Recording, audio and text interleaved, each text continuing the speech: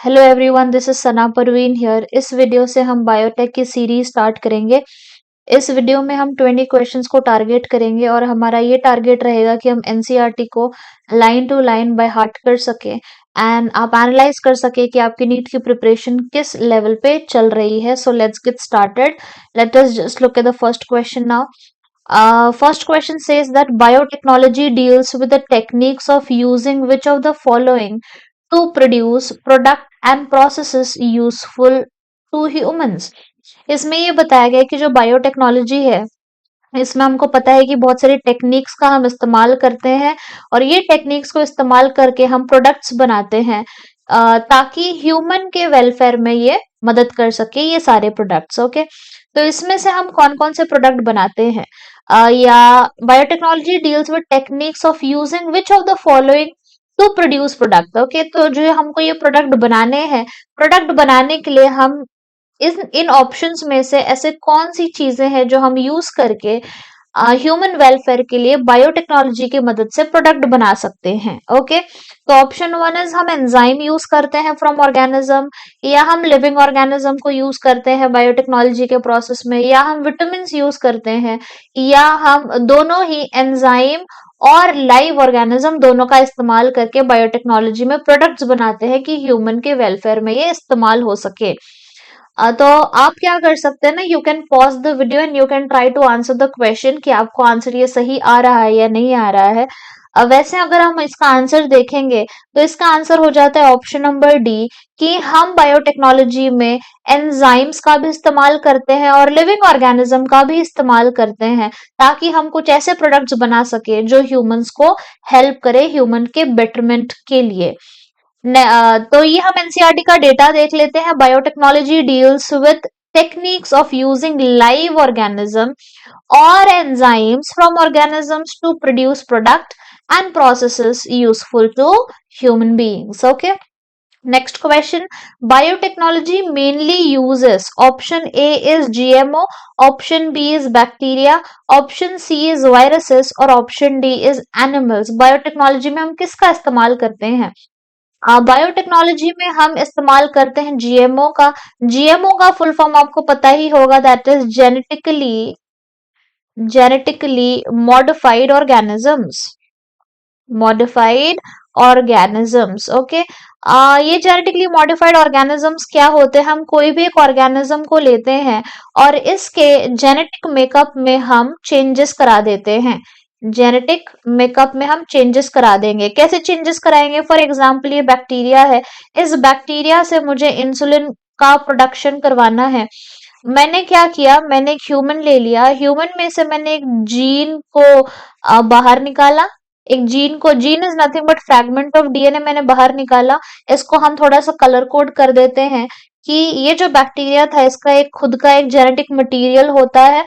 हमने जो ह्यूमंस में से जीन निकाला है इसको हम बहुत अलग अलग तरीके यूज करके ये जीन को जब हम बैक्टीरिया में इंट्रोड्यूस कर देते हैं तो ये जो बैक्टीरिया बन जाता है इसको हम बोलते हैं कि दिस बैक्टीरिया और this organism is now called as a GMO which is called as genetically modified organism. Okay fine, तो बायोटेक्नोलॉजी में हम किसका इस्तेमाल कर रहे हैं? जेनेटिकली मॉडिफाइड ऑर्गेनिजम्स का।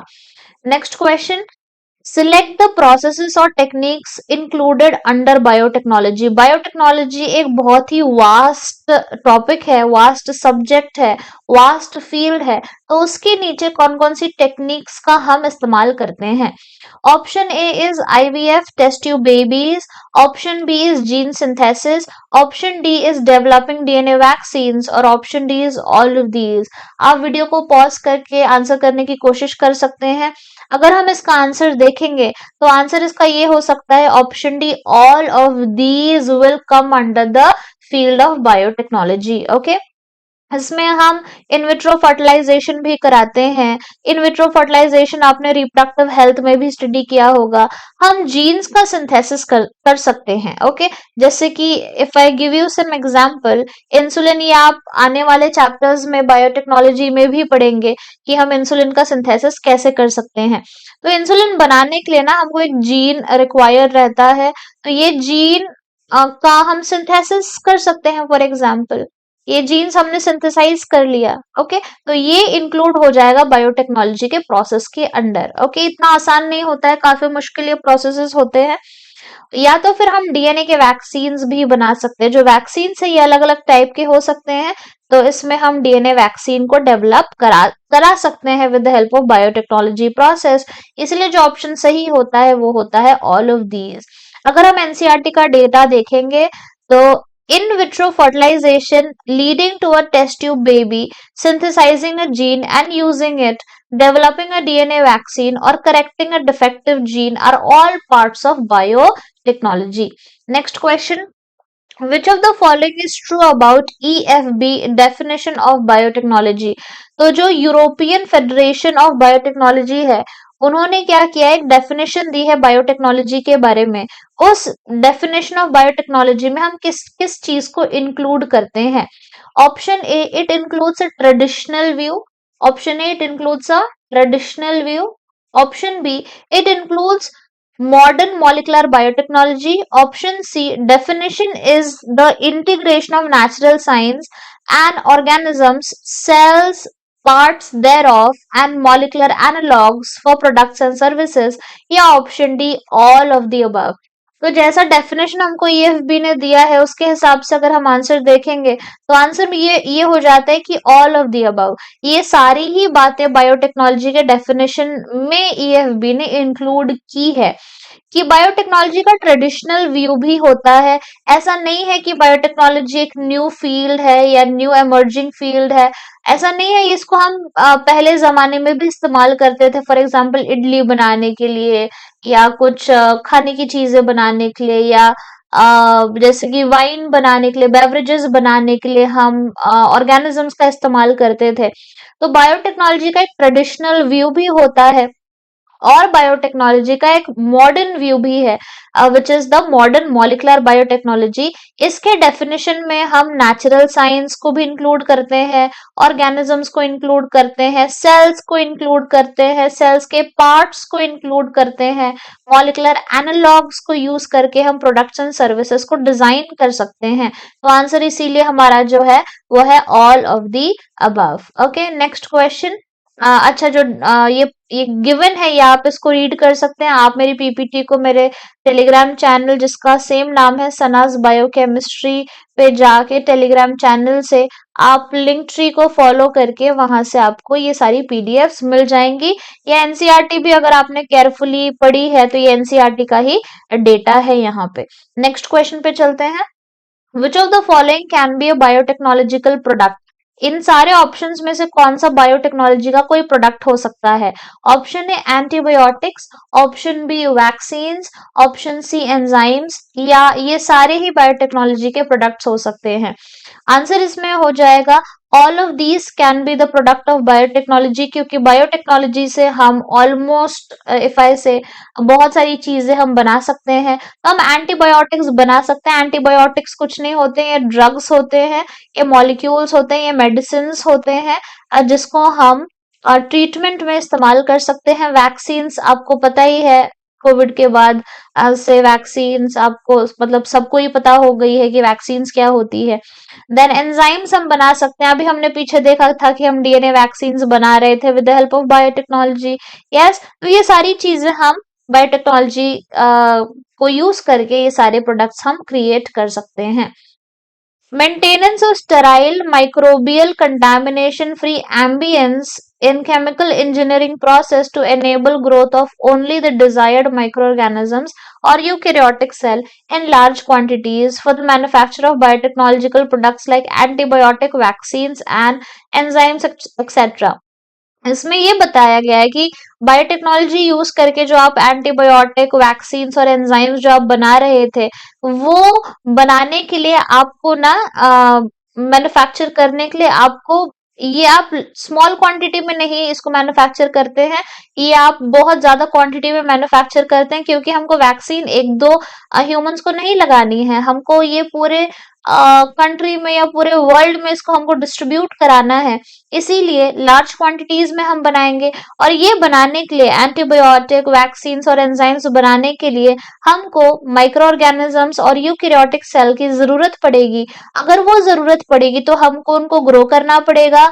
और ग्रो आप कैसे एनवायरनमेंट में उनको करेंगे, जहाँ पे कंटामिनेशन नहीं होना चाहिए, ऐसा आपको एम्बियंस, ऐसा आपको एनवायरमेंट मेंटेन करना पड़ेगा, जिसको हम बोलते हैं sterile environment. Okay, so answer is going to be option D. हम एंटीबायोटिक, वैक्सीन और एंजाइम सब कुछ बना सकते हैं with the help of biotechnology process.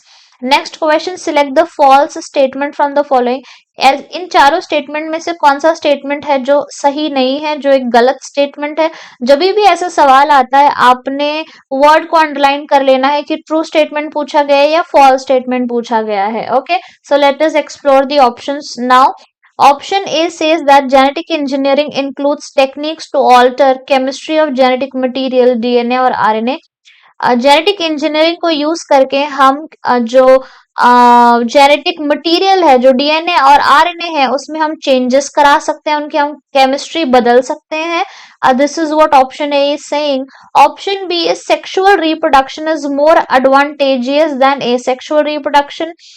Asexual reproduction से ज्यादा एडवांटेजेस हमको सेक्सुअल रिप्रोडक्शन में मिलते हैं। Option C, genetic engineering allows us to introduce desirable set of genes without the undesirable genes into the target organism।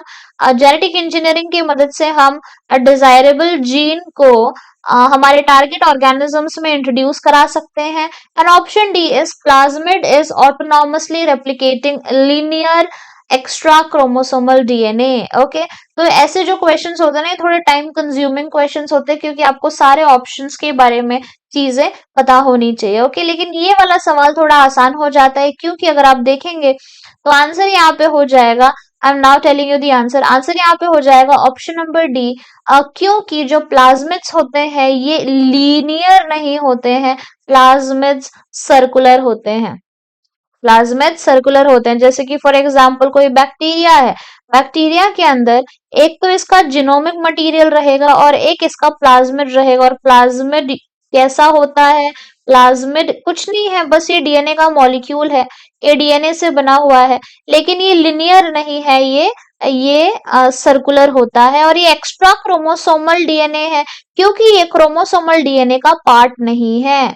ये जो मैंने यहाँ पे मार्क किया, ये क्रोमोसोमल पार्ट है, ये जिनोमिक पार्ट है। और जो ये प्लाज्मिड है, इसको हम बोलते हैं एक्स्ट्रा क्रोमोसोमल, इसको हम बोलते हैं एक्स्ट्रा क्रोमोसोमल, या इसको हम बोलेंगे एक्स्ट्रा जिनोमिक, एक्स्ट्रा जिनोमिक और non genomic part of the cell. Okay, बाकी के ऊपर के तीन ऑप्शन सही है कि हम जेनेटिक इंजीनियरिंग कर रहे हैं तो हम डीएनए आरएनए में चेंजेस करा सकते हैं। सेक्सुअल रिप्रोडक्शन ज्यादा एडवांटेजियस है as compare to asexual reproduction, क्योंकि ए सेक्सुअल रिप्रोडक्शन में हमको वेरिएशंस नहीं मिलती हैं, वेरिएशंस नहीं मिलेंगी, और सेक्सुअल रिप्रोडक्शन में हमको वेरिएशन मिल जाती है। ओके, जेनेटिक इंजीनियरिंग में ऐसा होता है कि हमको ना सिर्फ जो मुझे जीन्स जो मुझे चाहिए, जो मेरे डिजायरेबल जीन है, मैं उनको ही टारगेट ऑर्गेनिजम्स में इंट्रोड्यूस करूंगी, बाकी जीन्स को हम साइड में रख सकते हैं। Okay, so above 3 statements are correct, the 4th statement is not correct, it is false statement. हमको सवाल में फॉल्स स्टेटमेंट पूछा गया था। Next question, multiplication of alien DNA in organism requires ROP, ORI, stop codon और TATA box. अब इसमें से कुछ जो ऑप्शंस है, ये चैप्टर 6 के हैं। जब आप चैप्टर 6 को पढ़ेंगे तब हम ये ऑप्शंस को एक्सप्लोर करेंगे। ओके, क्वेश्चन का क्या मीनिंग है, multiplication of alien DNA in organisms required. जैसे कि फॉर एग्जांपल ये हमारा क्या है, ये हमारा ऑर्गेनिज्म है। ओके, हमने इतना सारा जो बायोटेक्नोलॉजी का प्रोसेस किया था, इतना सारा हमने जो बायोटेक्नोलॉजी का प्रोसेस किया था, इसमें क्या होता है ना, इसमें आपने एक ऑर्गेनिज्म में तो चेंजेस करा दिए। यहाँ पे मैं कलर कोड कर रही हूँ चीजों को, ताकि आपको पता चले कि इसमें मैंने क्या किया है, एलियन डीएनए को इंट्रोड्यूस कर दिया। जो मैंने ब्लैक में किया है वो एलियन डीएनए है, जो रेड में है वो ऑर्गेनिज्म का डीएनए है। ओके, तो बायोटेक्नोलॉजी इतना आसान तो प्रोसेस है नहीं, it's a very tedious process, इसमें बहुत टाइम, एनर्जी, एफर्ट्स लगते हैं, बहुत ट्रायल एरर हमको करना पड़ता है, तब जाके ये कहीं ना कहीं एलियन डीएनए के अंदर, ऑर्गेनिज्म के अंदर जाता है। ओके, हमारा जो एम रहता है वो ये रहता है कि ये तो ऑर्गेनिज्म हो गया, लेकिन इसकी आने वाली जो आगे की जनरेशन्स हैं वो ऐसी पैदा हो, या वो ऐसी हो ऑर्गेनिजम्स आगे वाली जनरेशन कि उसमें भी क्या हो ना, जो हमने चेंजेस कराए हैं ना वो ऑटोमेटिकली आगे वाली जनरेशन में भी ट्रांसफर हो जाना चाहिए। ओके, नहीं तो इतना सारा बायोटेक्नोलॉजी करके हमको कोई फायदा नहीं होगा कि आपको इंडिविजुअल एक एक ऑर्गेनिज्म को पकड़ के उसके अंदर जीन डालना नामुमकिन ये प्रोसेस है। ओके, तो multiplication of alien DNA in the organism requires, जो ये हमने एलियन डीएनए इसके अंदर डाला है, ये मैं जस्ट एग्जांपल दे रही हूँ, यहाँ पे मैं टेक्निकलिटीज के अंदर नहीं जा रही हूँ। यहाँ पे मैंने क्या किया है, इसको ना हम थोड़ा सा ना, ओके फाइन, इट्स ओके, ये एलियन डीएनए हमने यहाँ पे डाल दिया है। ये एलियन डीएनए का मल्टीप्लिकेशन होगा तभी तो आगे आने वाली जनरेशन में ये एलियन डीएनए सब में बटेगा। यस और नो? ओके, अगर मल्टीप्लिकेशन नहीं होता तो यहाँ पे तो आपके पास एक ही एलियन डीएनए है, तो आगे आपको तो 4 एलियन डीएनए बनाने थे, तो मल्टीप्लिकेशन हमको कराना पड़ेगा। मल्टीप्लिकेशन कराने के लिए आपको क्या चाहिए होगा? आपको चाहिए होगा origin of replication which is called as ORI। Okay fine, इसको अगर हम थोड़ा सा और ज्यादा सोफेस्टिकेटेड तरीके से बना दें तो origin of replication, चलो हम स्ट्रेट फॉरवर्ड एग्जाम्पल ले लेते हैं कि यहाँ पे हमने क्या किया था, प्लाज्मिड के अंदर इनकॉर्पोरेट कर दिया था। ओके, प्लाज्मिड के अंदर हमने इसको इनकॉर्पोरेट किया हुआ था। Okay, so multiplication of alien DNA in organism requires origin of replication. Okay, next question, इसका हम ये देख लेते हैं, in a chromosome there is specific DNA sequence called the origin of replication which is responsible for initiating replication. तो ये जो मैंने आपको केस बताया कि हमने प्लाज्मिड में इंट्रोड्यूस कर दिया, प्लाज्मिड में हमने इसको इंट्रोड्यूस कर दिया, क्योंकि प्लाज्मिड के टाइम पे जब प्लाज्मिड आप स्टडी करते हो तो उसमें आप ORI को भी स्टडी करते हो, इसलिए मैंने प्लाज्मिड का एग्जांपल लेके आपको रिलेट कराने की कोशिश कराई है। Okay, therefore for the multiplication of any alien piece of DNA in an organism, it needs to be the part of the chromosome which has a specific sequence called as origin of replication। Okay, next question पे चलते हैं। We can cut DNA with the help of, हम DNA को cut कर सकते हैं। For example ये मेरा डीएनए का सेगमेंट है, इसको मुझे डीएनए को कट करना है ताकि मुझे एक स्पेसिफिक जीन मिल सके। ये मैंने डीएनए को कट कर दिया, यहाँ पे मैंने जीन को बाहर निकाल लिया। जीन कुछ नहीं है, बस फ्रैगमेंट ऑफ डीएनए है, fragment of DNA। Okay, so you can cut DNA with the help of protease, RNase, knife और restriction enzyme। तो जो DNA कट करने वाले स्ट्रक्चर्स हैं, ये जो एंजाइम्स होते हैं, इसको आपको पता ही होगा, बायोटेक्नोलॉजी में इसका नाम होता है रिस्ट्रिक्शन एंजाइम्स, जिसको हम बोलते हैं RE। Okay, so the answer is going to be restriction enzymes. Proteases क्या काटेगा? प्रोटीएजेस प्रोटीन को कट करेगा, यस और नो? आरएनएजेस आरएनए को कट करेगा, नाइफ तो वैसे ही इट्स ओके, और रिस्ट्रिक्शन एंजाइम्स किसको कट करेगा? डीएनए को कट करेगा। ओके, नेक्स्ट क्वेश्चन पे चलते हैं। डेटा क्या गिवन है? The cutting of DNA at specific location becomes possible with the discovery of the so-called molecular scissors, जिसको हम restriction enzyme के नाम से जानते हैं। जीएमओ बनाने के लिए 3 बेसिक स्टेप्स कौन से रिक्वायर्ड रहेंगे? ऑप्शन ए, आपको डीएनए को आइडेंटिफाई करना है जिसमें आपका डिजायर्ड जीन प्रेजेंट है। ऑप्शन बी, इसको इंट्रोड्यूस करना है into the host। Option C, maintenance of introduced DNA into the host and transfer of the DNA to its progeny। सबसे पहले आपने डीएनए में ये देखना है कि डिजायर्ड जीन कहाँ पे प्रेजेंट है। फॉर एग्जाम्पल ये मेरा एरिया है जहाँ पे डिजायर्ड जीन प्रेजेंट है। ओके, अब मैंने क्या करना है? इसको कट करना है। अब ये डिजायर्ड जीन को किस में डालना है? होस्ट ऑर्गेनिज्म में डालना है। ये मेरा डिजायर्ड जीन होस्ट ऑर्गेनिज्म में मैंने डालना है। डालने के बाद यहाँ पे काम खत्म नहीं होता है। डिजायर्ड जीन आपने होस्ट ऑर्गेनिज्म में डालने के बाद आपको ये भी इंश्योर करना है कि आगे आने वाली जनरेशन में ये जीन क्या है, ट्रांसफर हुआ है। ये जीन क्या हुआ है, ट्रांसफर हुआ है। ओके, तो ये सारी प्रोसेसेस हमको चाहिए जब आपको जेनेटिकली मॉडिफाइड ऑर्गेनिज्म बनाना है। तो आंसर हमारा हो जाएगा all of the above. Okay, who isolated antibiotic resistance gene from Salmonella typhimurium in 1974? हमारे पास एक ऑर्गेनिज्म है, एक बैक्टीरिया है जिसका नाम है साल्मोनेला। साल्मोनेला टाइफिम्यूरियम आपको पता ही होगा, हेल्थ एंड डिजीजेस में आपने पढ़ा होगा। साल्मोनेला टाइफिम्यूरियम ऑर्गेनिज्म होता है, ठीक है। इस ऑर्गेनिज्म में से ना हमने एक जीन को आइसोलेट किया था, और ये जीन किसके लिए था, एंटीबायोटिक रेजिस्टेंस के लिए था। इसका क्या मतलब है कि अगर साल्मोनेला के पास एंटीबायोटिक रेजिस्टेंट जीन प्रेजेंट है तो ये एंटीबायोटिक से साल्मोनेला नहीं मरेगा। ओके, तो ये एंटीबायोटिक रेजिस्टेंस जीन हमने कौन से साल में इंट्रोड्यूस किया था, कौन से साल में इसको हमने आइसोलेट किया था, 1972 में। 1972 में किसने आइसोलेट किया था, जेकब एंड मोनॉड ने, कोहेन एंड बॉयर ने, ऑसबॉर्न ने, या बॉलिवर ने। ओके, तो आंसर यहाँ पे हो जाएगा Cohen and Boyer. Okay, next question, which diagram correctly represents the cutting of both strands of DNA by EcoR1? Okay, you can try to analyze the diagram and you can try to answer the question.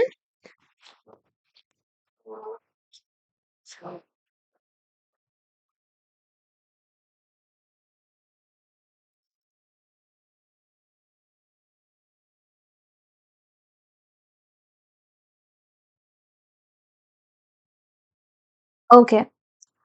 Which diagram correctly represents the cutting of both strands of DNA by EcoR1? EcoR1 एक restriction enzyme है।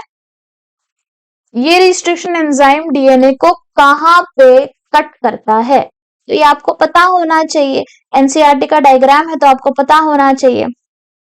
EcoR1 मैंने आपको क्या बताया, ये एक restriction enzyme है। इसके कट करने की सीक्वेंस कहाँ पे है, तो इसका आंसर हो जाता है ऑप्शन बी। जो EcoR1 है वो आके G और A के बीच में, और यहाँ पे भी G और A के बीच में अपना एक कट लगाएगा और डीएनए को दोनों स्ट्रैंड्स के ऊपर कट कर देगा। ओके, ऑप्शन ए गलत क्यों हो गया, क्योंकि EcoR1 ए और ए एडेनिन और एडेनिन गुआनिन और एडेनिन के बीच में यहाँ पे कट नहीं करता है।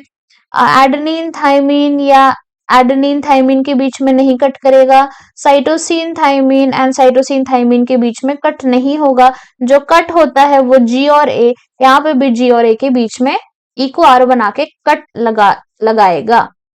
Next, Hind2 recognizes a specific sequence of how many base pairs? Again, जो Hind2 रिस्ट्रिक्शन एंजाइम है, ये रिस्ट्रिक्शन एंजाइम देखो ये आपको पता होना चाहिए ना कि जो रिस्ट्रिक्शन एंजाइम, फॉर एग्जांपल ये मेरा रिस्ट्रिक्शन एंजाइम है, इसको कट लगाना है डीएनए के अंदर। तो ये क्या करता है ना, ये डीएनए को पहले जाके इंस्पेक्ट करता है कि मुझे कट कहाँ पे लगाना है। ये अपने पर्टिकुलर सीक्वेंस को जाके पहचानता है।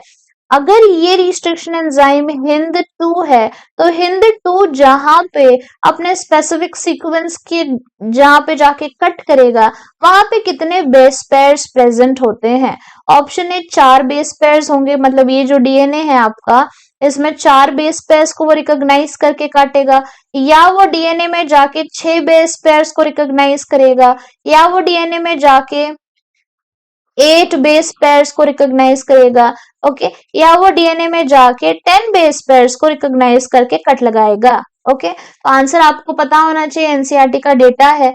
यहाँ पे जो आंसर होता है वो ऑप्शन बी होता है कि उसका जो रिकॉग्निशन सीक्वेंस है, जो स्पेसिफिक रिकॉग्निशन साइट है उसकी, वहां पे 8 बेस पेयर्स का एक सीक्वेंस होता है, 1 2 3 4 5 एंड 6। ओके, फिर यहाँ पे आएगा, वो पहचान लेगा कि हाँ यहीं पे मुझे कट करना है, यही मेरे स्पेसिफिक 6 बेस पेयर्स हैं। Okay, the first restriction enzyme, आपको ये भी याद रखना है कि जो Hind2 है ये फर्स्ट रिस्ट्रिक्शन एंडोन्यूक्लिएजेस है, जिसका जो फंक्शन है ये स्पेसिफिक डीएनए न्यूक्लियोटाइड सीक्वेंस को पहचानता है और वहीं पे जाके कट करता है। और इसको हमने हिंद2 को आइसोलेट किया था और कैरेक्टराइज भी हमने इसको किया था। It was found that HindII always cuts DNA molecules at a specific point by recognizing a specific sequence of 6 base pairs. This specific base sequence, अब ये जो base sequence है, जो 6 base sequence है, इसको हम क्या बोलेंगे? इसको हम बोलेंगे recognition sequence for HindII. कभी भी जब रिस्ट्रिक्शन एंजाइम्स काटते हैं एक पर्टिकुलर बेस सीक्वेंस के ऊपर, उस बेस सीक्वेंस को हम रिकॉग्निशन सीक्वेंस के नाम से जानते हैं। The sequence recognized by, now I think you can clearly answer the question, जो restriction endonuclease जो सीक्वेंस को जाके पहचान के डीएनए के ऊपर कट करते हैं उसको हम ओरिजिन ऑफ रेप्लिकेशन बोलते हैं, उसको हम रिकॉग्निशन सीक्वेंस बोलते हैं, उसको हम पैलिंड्रोमिक सीक्वेंस बोलते हैं, या उसको हम दोनों भी चीजों से, दोनों भी नामों से उसको हम जानते हैं। ओके, तो ये समझने के लिए ना मैं आपको एक एग्जांपल देती हूँ। सबसे पहले आपको ये देखना है कि ये मेरा हो गया रिस्ट्रिक्शन एंडोन्यूक्लिएजेस, ये जाके डीएनए को कट करने वाला है। ओके, अब for the sake of simplicity मैंने डीएनए को क्या बना दिया है? स्ट्रेट स्ट्रैंड्स बना दिए हैं मैंने इसके। जो रिस्ट्रिक्शन एंजाइम्स अब ये सब जगह पे तो नहीं जाके काटेगा, ये ना एक स्पेसिफिक सीक्वेंस पे जाके डीएनए को कट करता है। ओके, जैसे कि फॉर एग्जांपल ये मेरा हो गया Eco R one restriction enzyme. Okay, इसके पहले जो हमने क्वेश्चन सॉल्व किया था उसमें हमने ये देखा था कि जो इको आर वन है इसका रिस्ट्रिक्शन एंजाइम का जो सीक्वेंस, रिस्ट्रिक्शन साइट का जो सीक्वेंस है वो इस तरीके से होता है। आई am gonna right it here now, GAATTC, GAATTC। इस सीक्वेंस को मैं क्या बोलूंगी? इस सीक्वेंस को मैं बोलूंगी रिकॉग्निशन सीक्वेंस। ओके, लेकिन क्या यहाँ पे हमको आंसर मिल जाता है? आंसर यहाँ पे कंप्लीट नहीं हुआ है, क्योंकि ये जो रिकॉग्निशन सीक्वेंस होती है ये पैलिंड्रोमिक सीक्वेंस भी होती है। पैलिंड्रोम का मतलब क्या होता है? यहाँ पे मैंने डीएनए ड्रॉ कर दिया है, सीक्वेंस इज GAATTC। जो सामने वाले स्टैंड के ऊपर जो सीक्वेंस होगा वो इस तरीके से होगा, CTTAAG। आप जब ये सीक्वेंस को यहां से पढ़ रहे हैं तो GAATTC आ रहा है, और जब आप पीछे से पढ़ रहे हैं तो GAATTC आ रहा है। पैलिंड्रोमिक सीक्वेंस का मतलब ये है, एग्जाम्पल अगर मैं लूं कि सामने से, आगे से और पीछे से पढ़ने में जब ये चीजें सेम तरीके से प्रोनाउंस होती है तो इसको हम बोलते हैं पैलिंड्रोमिक सीक्वेंस। तो आंसर क्या हो जाएगा? Both B and C answer हो जाएगा। Okay, next question, select the incorrect statement. इसमें से कौन सा स्टेटमेंट इनकरेक्ट है? Option A, more than 900 restriction enzymes have been isolated from over 230 strands of bacteria. Option B is, in the year 1963, the two enzymes responsible for restricting the growth of bacteriophage and E. coli were isolated. Option C, some key tools for recombinant DNA technology are restriction enzymes, polymerase enzymes, ligase, vectors, and host organisms. Option D, EcoR1 cuts the DNA between bases A and T only when the sequence GAATTC is present in the DNA. You can give your own time by pausing the video and you can try to answer the question. यहाँ पे जो statement incorrect है वो statement ये वाला है कि eco R1 DNA में ए और टी के बीच में कट करता है। ये स्टेटमेंट गलत हो जाता है, क्योंकि अभी हमने देखा इको R1 जी और ए के बीच में कट करता है, ना कि ए और टी के बीच में कट करता है। Okay, so Eco R1 cuts the DNA between bases A and T. No, it is cutting the bases between between G and A, between G and A. Okay, बाकी के ये फैक्चुअल इंफॉर्मेशन आपको learn करने पड़ेंगे। Option A, option B and option C are correct. मतलब ये data correct है और जो स्टेटमेंट इनकरेक्ट है वो है option D. You can see here eco R1 will come and cut between and will make a cut between GNA and here between GNA again. In Eco R1 R stands for, जो Eco R1 ये जो हमने नाम दिया है restriction enzyme को, इसमें जो लेटर R है ये क्या दर्शाता है, ये क्या दिखाता है। Okay, so you have to, I am gonna take this the same example and will try to understand कि इसमें क्या गिवन है। जो ये इको है, ये आता है बैक्टीरिया के, जो भी बैक्टीरिया से इसको आपने आइसोलेट किया हुआ है, तो ये नाम आ जाएगा इकोलाई से, इसको हमने आइसोलेट किया है। यहाँ पे हम लिखेंगे इशरीशिया कोलाई, इशरीशिया कोलाई। ओके, जो आर है ये हमारा है स्ट्रेन आर, ये हमारा आर स्ट्रेन है। ओके, और ये जो ये आई नहीं है, ये वन है, रोमन रोमन नंबर में हमने वन लिखा है, क्योंकि ये सीक्वेंस है कि किस ऑर्डर में आपने इस एंजाइम को एक्सट्रैक्ट किया था। ओके, तो आर क्या इस चीज को दिखा रहा है, यहाँ पे आर दिखा रहा है हमको स्ट्रैंड होता है, आर स्ट्रैंड ऑफ इकोलाई में से हमने Eco R one restriction enzyme को आइसोलेट किया है। You can read this for your information. It is from NCERT. Eco R1 में को क्या दिखाता है? It is showing us genus, it is showing us species, it is showing us strain और it is showing us restriction enzyme. मैंने आपको पहले भी बताया था कि इको R1 में जो ई कोलाई है, जो ईशरीशिया है, ये तो हमारा जीनस हो गया, और जो कोलाई है ये हमारा स्पीशीज हो गया। Okay, genus and species. तो यहाँ पे अगर हम आंसर देखेंगे तो आंसर क्या हो जाएगा? आंसर हो जाएगा हमारा option B, that is species. You can read this here. What is B in the figure showing us? ये जो यहाँ पे बी कहाँ पे है, ये जो बी यहाँ पे प्रेजेंट है, ये क्या दिखा रहा है? आप एनसीईआरटी के डायग्राम से इसको रेफर कर सकते हैं। ट्रांसफॉर्मेशन दिखा रहा है, ट्रांसडक्शन दिखा रहा है, कॉन्जुगेशन दिखा रहा है, या वेक्टर डीएनए को दिखा रहा है। ओके, इसमें अगर हम देखेंगे तो जो ए है ये प्लाज्मिड है, हमारा प्लाज्मिड है, ये हमारा डीएनए है। डीएनए से हम क्या करेंगे, हमारे डिजायर्ड जीन को यहाँ पे हमने कट कर लिया है। सेम रिस्ट्रिक्शन एंजाइम, अब जो आप रिस्ट्रिक्शन एंजाइम डीएनए को कट करने के लिए यूज कर रहे हैं, वही रिस्ट्रिक्शन एंजाइम आपको प्लाज्मिड को कट करने के लिए भी यूज करना पड़ेगा। अब आपने क्या किया, डीएनए को भी डिजायर्ड जीन कट करके वहां से निकाल लिया है, प्लाज्मिड को भी कट कर लिया है, अपना आपने ये डिजायर्ड जीन यहाँ पे लाके इनकॉर्पोरेट कर दिया है। जो आपने अभी प्लाज्मिड बनाया, रिकॉम्बिनेंट प्लाज्मिड बनाया है, इस रिकॉम्बिनेंट प्लाज्मिड को आपने होस्ट के अंदर, इकोलाई के अंदर डाल दिया है। अब ये जो इकोलाई बना है, जो प्रोसेस आपने किया, वो प्रोसेस आपने जो किया है दैट इज ट्रांसफॉर्मेशन का प्रोसेस। ओके, आपने इकोलाई को ट्रांसफॉर्म कर दिया, उसके अंदर चेंजेस करा दिए हैं। तो आंसर जो हमारा सही हो जाएगा वो हो जाएगा option A, transformation. Next, restriction enzymes जो है ये कौन से चीज को कट करती हैं? They are gonna cut glycosidic linkage, और they will attack hydrogen bond, और they will cut sugar phosphate linkage, और they can cut all of these. सबसे पहली बात ये कि जो रिस्ट्रिक्शन एंजाइम्स है ये डीएनए को कट करते हैं, रिस्ट्रिक्शन एंडोन्यूक्लिएजेस है, डीएनए के दोनों स्ट्रैंड्स को कट कर देंगे। और आपको ये पता होगा कि जो डीएनए है ये न्यूक्लियोटाइड से बना हुआ होता है, इस तरीके से। ये न्यूक्लियोटाइड्स को मैंने यहाँ पे ज्वाइन करा दिया है, ये न्यूक्लियोटाइड्स को हमने क्या किया है, ज्वाइन करा दिया है। ओके, अब ये जो बॉन्ड होता है डीएनए के अंदर, जो बॉन्ड होता है डीएनए के अंदर, जो बैकबोन में इसका बॉन्ड होता है that is sugar phosphate. Sugar phosphate का लिंकेज प्रेजेंट है यहाँ पे।